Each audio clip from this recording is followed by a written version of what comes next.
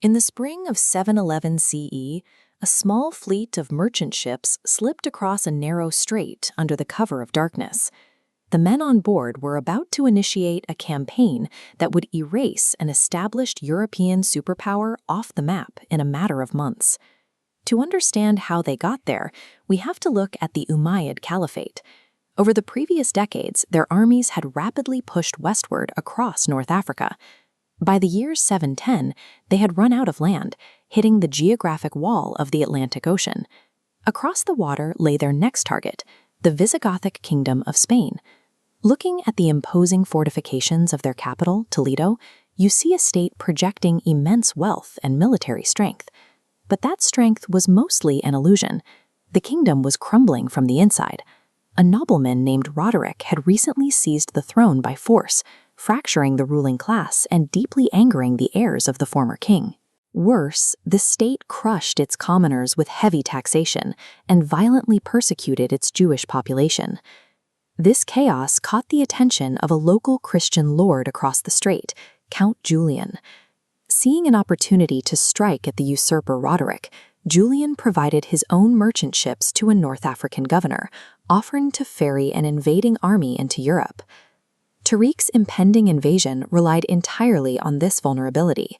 He was launching a highly opportunistic strike aimed directly at a regime rotting from within, ready to collapse at the slightest push. The commander entrusted with this push was Tariq ibn Ziyad. In April 711, Tariq crossed the strait with a highly mobile force of roughly 7,000 men, the vast majority of them North African Berbers who had recently converted to Islam. They made their landing at the base of a towering monolithic rock. That landing site became known as Jabal Tariq, or the Mountain of Tariq, which gives us the modern name Gibraltar. According to a very famous legend, immediately after his men disembarked, Tariq gave a shocking order: burn the ships. The story claims he wanted to eliminate any possibility of retreat, forcing his outnumbered soldiers to either conquer or die. The historical record reveals a massive gap. The first mention of Tariq burning his fleet appears over 4 centuries later. Furthermore, Tariq needed those exact ships to return to North Africa for 5,000 crucial reinforcements, impossible if they were ashes. While the literal flames are fiction, the legend endured because it perfectly captures the psychological reality of the moment. Tariq's men were isolated on hostile shores, completely committed to a campaign where failure meant absolute destruction.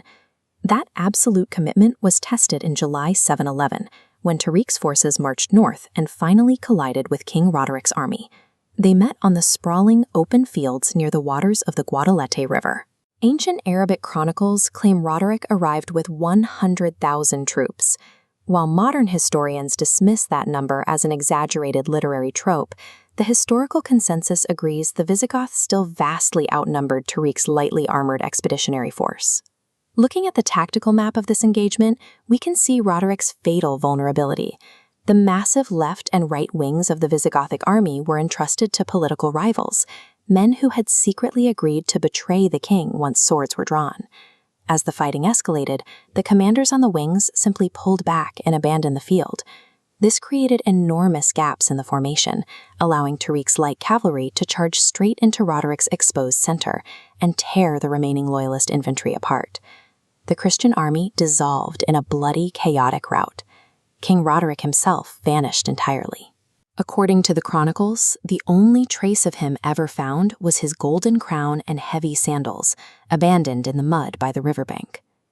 The Visigothic kingdom collapsed under the weight of its own political betrayals. A brittle, fractured system finally snapped, prioritizing personal vendettas over defending the realm. With Roderick dead and the army shattered, a massive power vacuum opened up. The Visigothic government was so highly centralized that losing the king meant paralyzing the entire apparatus of the state. Tariq pressed his advantage immediately, driving his forces northward to secure major cultural hubs like Córdoba and Toledo. Rather than sacking these cities, he offered generous terms of surrender, granting protection and religious freedom in exchange for a modest tax. Within just a few years, Tariq and his commanding officer had consolidated control over more than 2/3 of the Iberian Peninsula. This swift conquest laid the physical and administrative groundwork for a flourishing civilization known as Al-Andalus. By exploiting deep internal fractures, a small, highly motivated expeditionary force managed to topple an empire. Tariq ibn Ziyad's calculated gamble redrew the borders of his era, leaving a permanent imprint on the culture and map of Europe.